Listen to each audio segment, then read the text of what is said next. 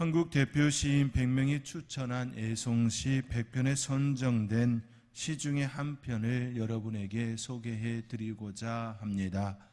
이제 여름이 지나고 가을 문턱을 지나서 이제 겨울로 들어서려고 하는 이때에 또 시 한 편을 통하여서 우리의 마음에 들려주는 그러한 이야기를 함께 생각해 보기를 원합니다.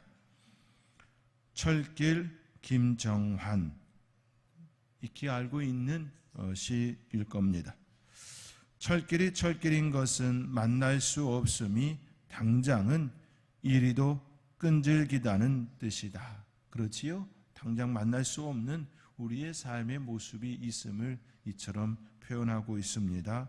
단단한 무쇠 덩어리가 이만큼 견뎌오도록 비는 항상 촉촉히 내려 철길에 들끓어 오름을 적셔 주었다.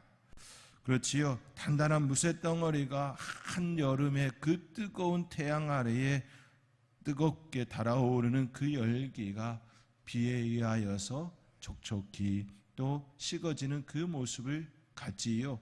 우리의 삶의 자리에 뜨거움만 있어서 되는 것이 아니라 차가운 그러한 비도 우리의 삶의 자리에 상큼함을 더해주는 것을 또 이 시의 이 모습을 통하여 또 생각해 봅니다.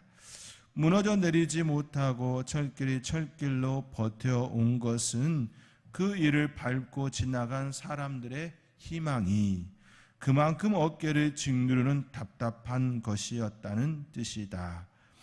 철길이 나서 사람들이 어디론가 찾아 나서기 시작한 것은 아니다. 그렇지요. 사람들이 어디론가를 가는 그 발걸음은 철길이 나기 전에도 있었지요. 내리 깔려진 버팀목으로 양편으로 갈라져 남해안까지 휴전선까지 달려가는 철길은 다시 끼리끼리 갈라져 한강교를 건너면서 인천 방면으로 그리고 수원 방면으로 떠난다. 그렇지요. 모이는 곳이 있고 또 갈라지는 곳이 있고 그리하여 그 모습을 이처럼 또 담았습니다.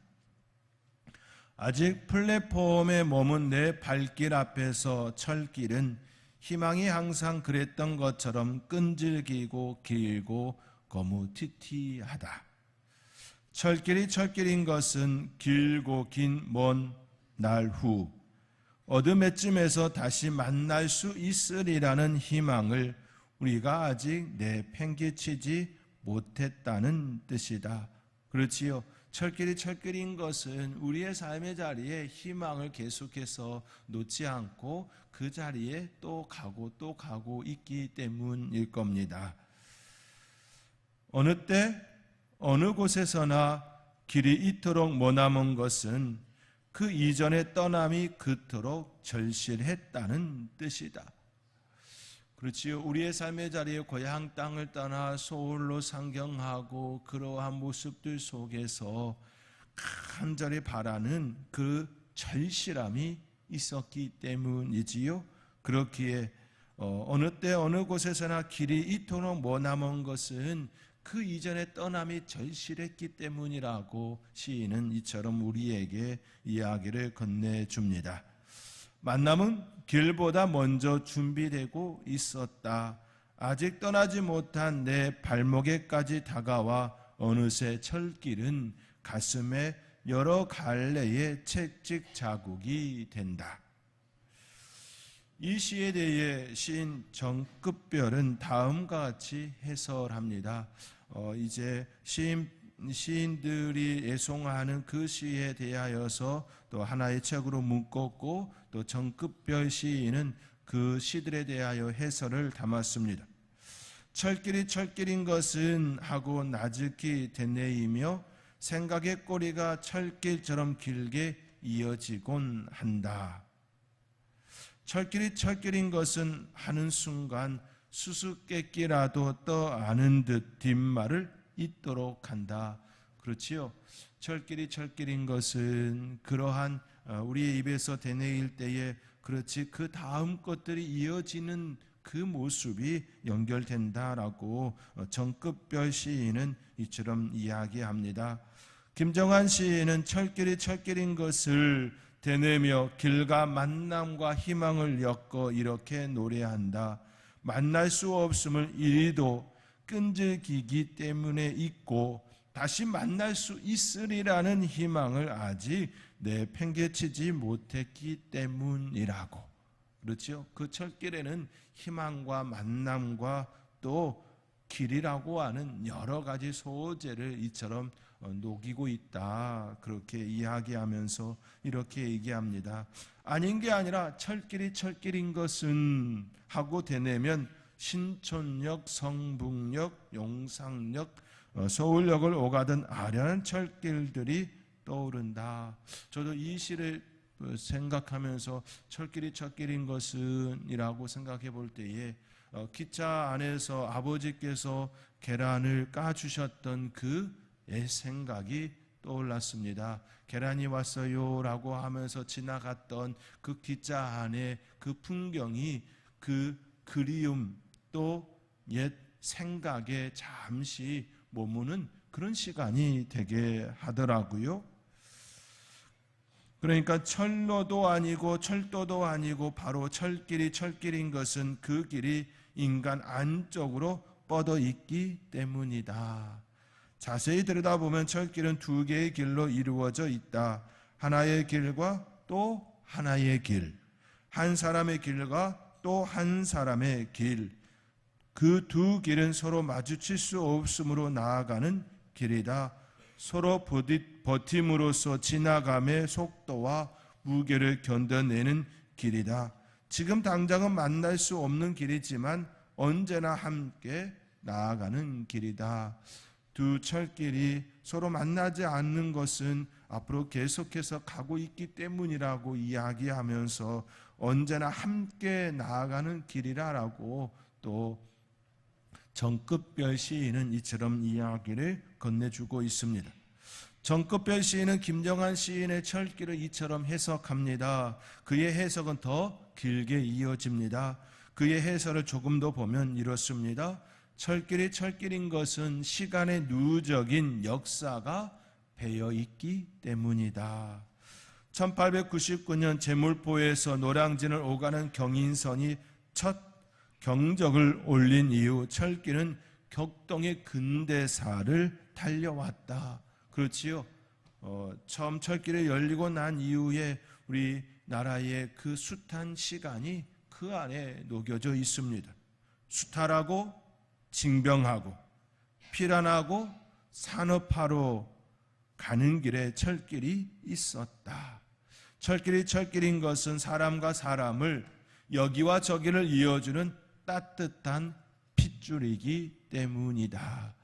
방방곳곳에 전국에 뻗어 있는 이 철길은 마치 인간의 몸속에 흐르는 핏줄과 같은 그 모습처럼 다가온다라고 또 우리에게 이야기를 건네고 있습니다. 사람들이 모인 곳에서 나서 사람들이 모인 곳으로 방방곳곳을 누비며 달려간다. 상경하고 기경하고 입영하고 기대하고 여행하는 곳에 늘 철길이 있었다. 그러니 철길이 철길인 것은 그 길에 자갈돌처럼 깔려있는 숱한 기다림 때문이기도 하다.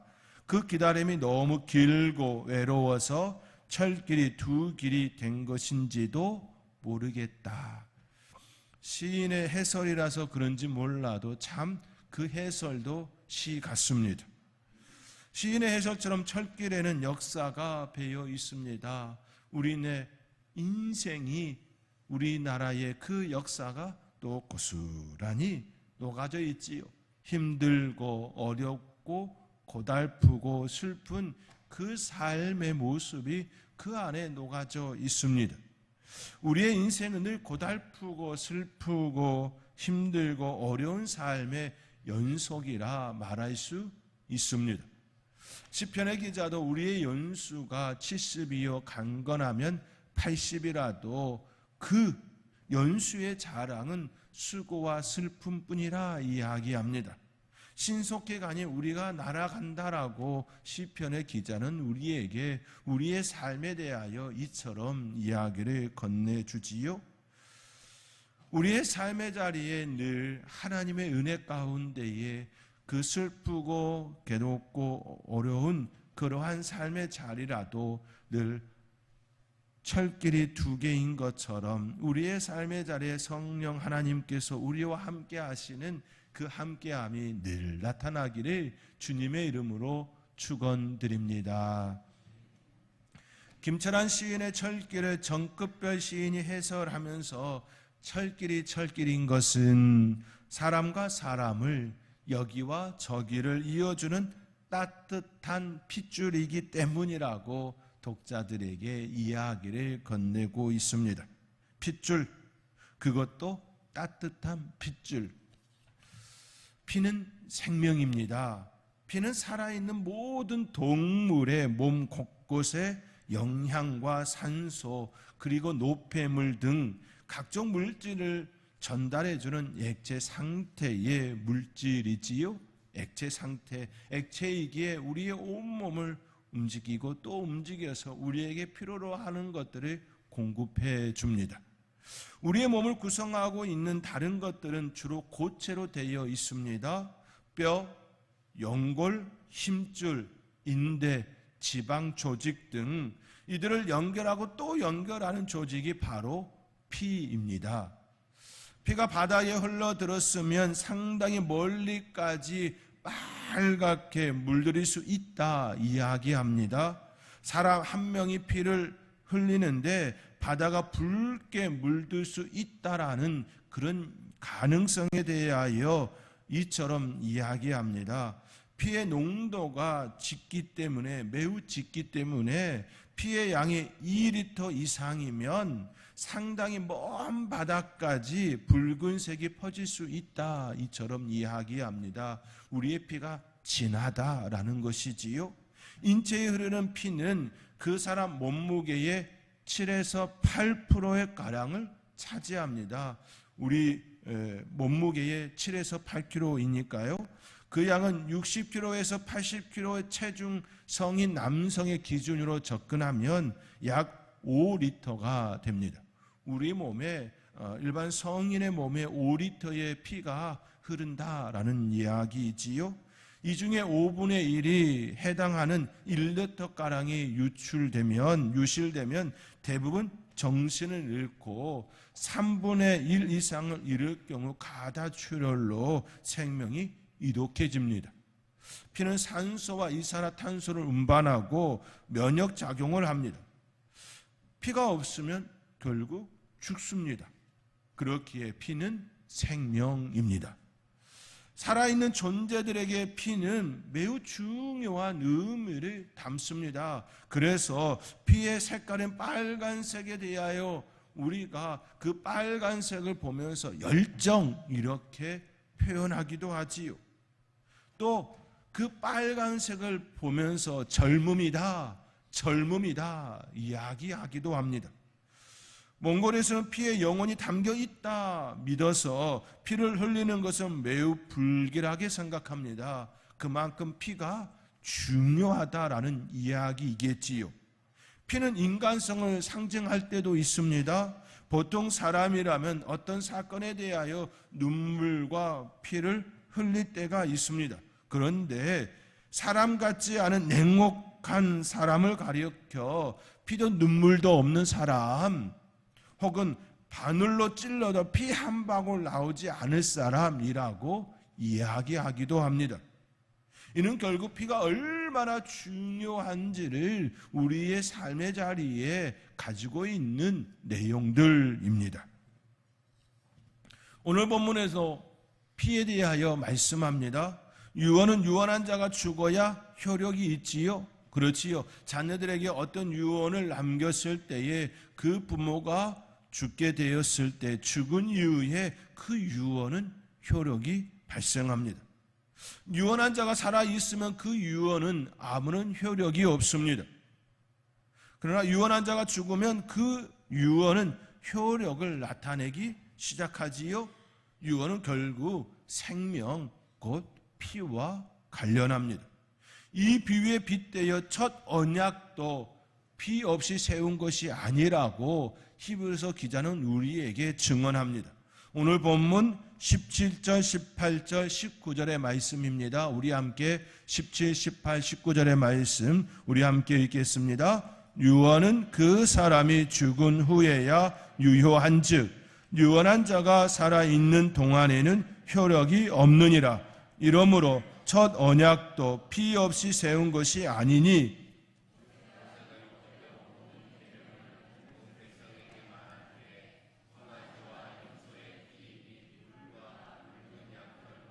우수초를 취하여 그 두루마리와 온 백성에게 뿌리며, 이처럼 하나님께서 모세를 통하여 주신 첫 언약도 피로 세운 언약이었습니다. 하나님께서 이스라엘 백성들에게 세워주신, 이스라엘 백성들에게 주신 율법에 따라 그들은 하나님께 제사를 드립니다. 특히나 속죄제는 피 없이 드리지 않습니다. 속죄제는 하나님의 백성인 이스라엘이 하나님의 뜻을 어기고 하나님의 백성답게 살지 못했을 때 하나님과의 관계를 회복시키기 위하여 드리는 제사였습니다. 그 제사를 드리기 위하여 그 짐승 위에 머리에 손을 얹고 우리의 죄가 그 짐승에 옮겨가 그 행위를 하게 되어지지요. 그리하여 그 짐승을 잡아 번제로 올려 드립니다.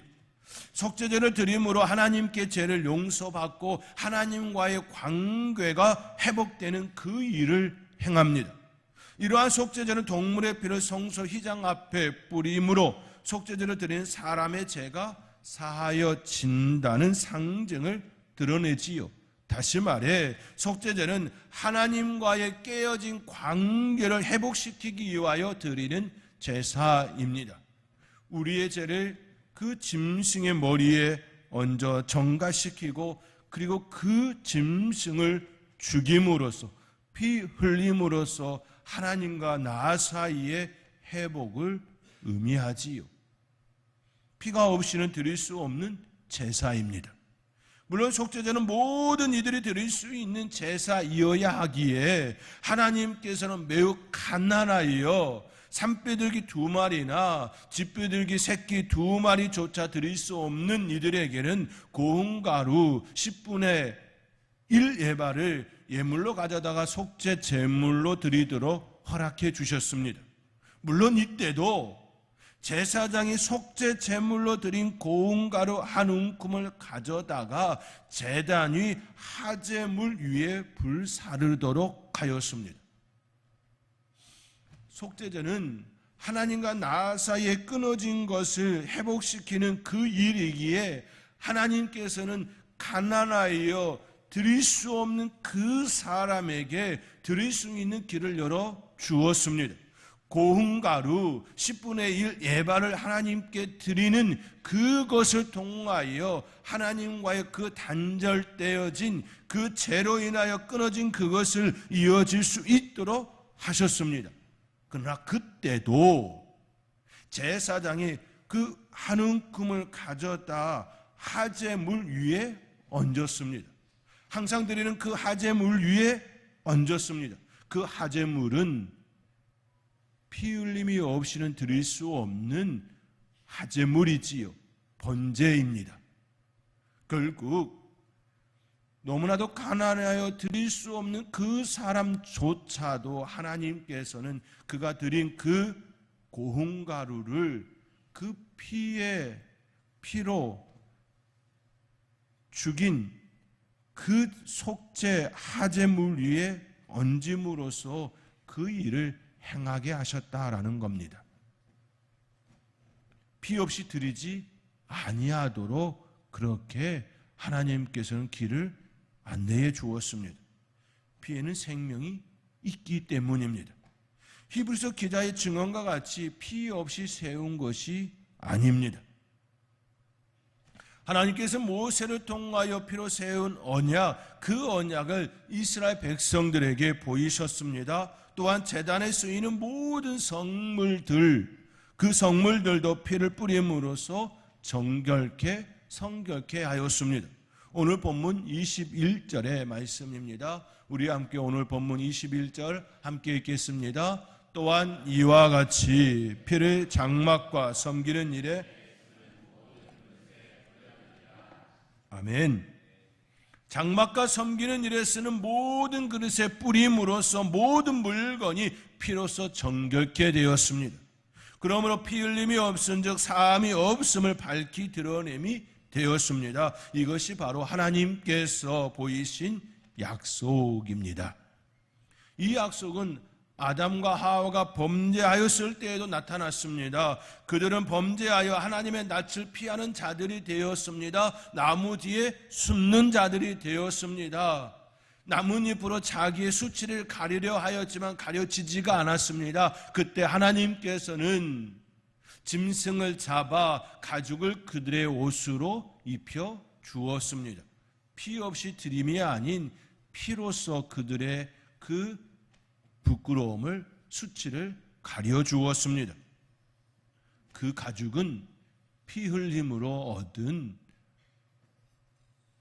물건이지요. 이스라엘 백성들이 출애굽할 때도 유월절 어린 양을 잡아 문설주에 발랐습니다. 그 피를 보고 하나님께서 지나가시겠다 말씀하셨습니다. 유월절 어린 양의 피를 문설주에 바르지 아니한 집은 장자의 죽음이 임하였습니다. 애굽 사람이 되었던 이스라엘 백성이 되었던 이방 족속이 되었든지 간에 그 집 앞 문설주에 피를 바르면 그 집에 있는 장자의 죽음은 면하였습니다. 이 역시 피가 없이는 얻을 수 없는 구원이었습니다. 하나님께서 베푸시는 구원은 피가 없이는 이루어지지 않습니다. 누군가는 이렇게 말할지도 모르겠습니다. 하나님께서 정하신 대로 따라야 하느냐고, 꼭 하나님께서 말씀하신 성경에 기록된 그 말씀대로 따라야 하느냐고 그렇게 말하는 이도 있을 것입니다. 하나님께서 정하지 않은 길은 없느냐고 말하는 이도 있을 것입니다.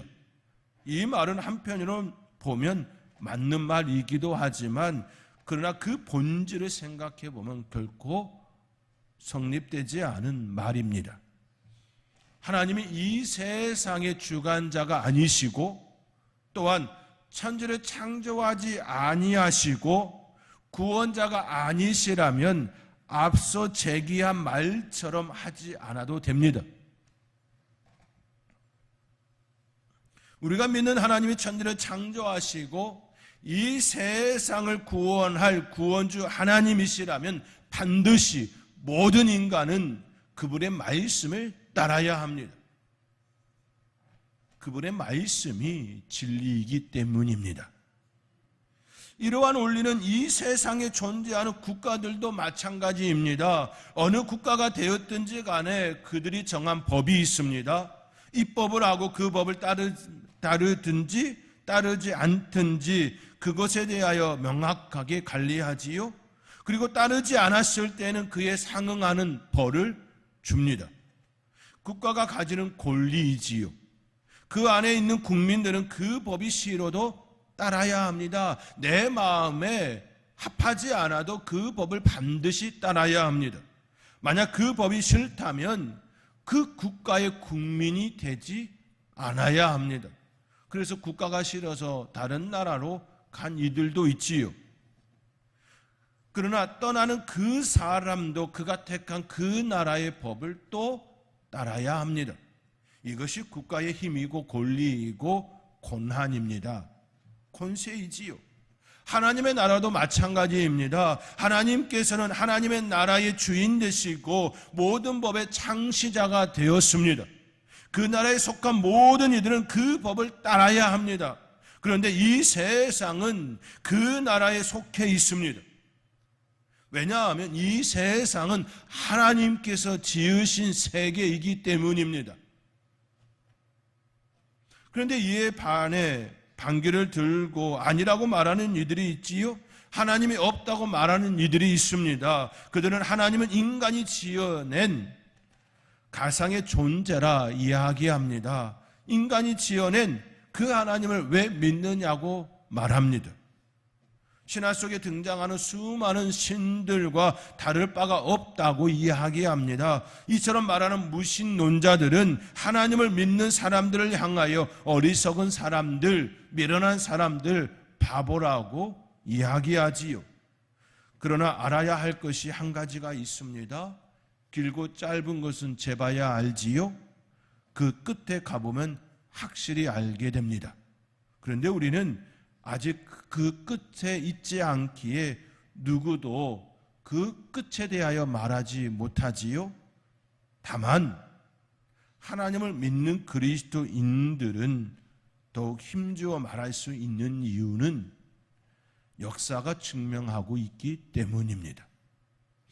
내가 아직 그 끝에 가 있지 않지만, 그래서 내가 끝에 가 있지 않은 사람으로서 확실하게 말할 수 없지만, 그럼에도 불구하고 우리 그리스도인들이 확실하게 확신 있게 말하는 이유는 이미 앞선 역사가 그 많은 것들을 증명하고 있기 때문입니다. 오랜 세월 속에 하나님께서는 수많은 선지자들과 사도들을 통하여 말씀하셨습니다. 그리고 지금도 수많은 교회에서 하나님의 종들을 통하여, 주의 종들을 통하여 선포하고 있습니다. 그 수많은 사람들이 아무런 확신도 없이 말하는 것이 아닙니다. 하나님의 역사를 경험했고 그 세계를 보았기 때문에 강단에서 여전히 그 하나님을 증언하고 있습니다. 사랑하는 성도 여러분, 하나님은 우리에게 말씀합니다. 피 흘림이 없은 적 사함이 없다고 말씀합니다. 이를 위해 예수 그리스도를 이 땅에 보내시고 죄인들을 위하여 피 흘리셨다고 말씀합니다. 그 말씀을 믿음으로 받으시기 바랍니다. 철길이 철길인 것은 그 철길에 역사가 배어 있다라고 정급별 시인이 해설하는 것처럼 우리의 삶에는 역사가 있습니다. 우리의 삶의 그 역사에 하나님의 일하심이 녹아져 있습니다. 그렇게 우리는 부정을 못하는 겁니다. 그렇게 우리는 그 하나님을 고백하며 그 하나님의 은혜를 간구하며 사는 것입니다. 그 하나님께서 우리에게 말씀합니다. 피 흘림이 없이는 사함이 없다고. 이를 위하여 예수 그리스도를 십자가에 피 흘리는 화목제물로 주셨다고 말씀합니다. 예수 그리스도를 통하여 새롭게 세운 그 새 언약, 그 이외에 우리의 삶을 수놓으며 살아가는 아름다운 삶의 길이 되어지기를 주님의 이름으로 축원드립니다.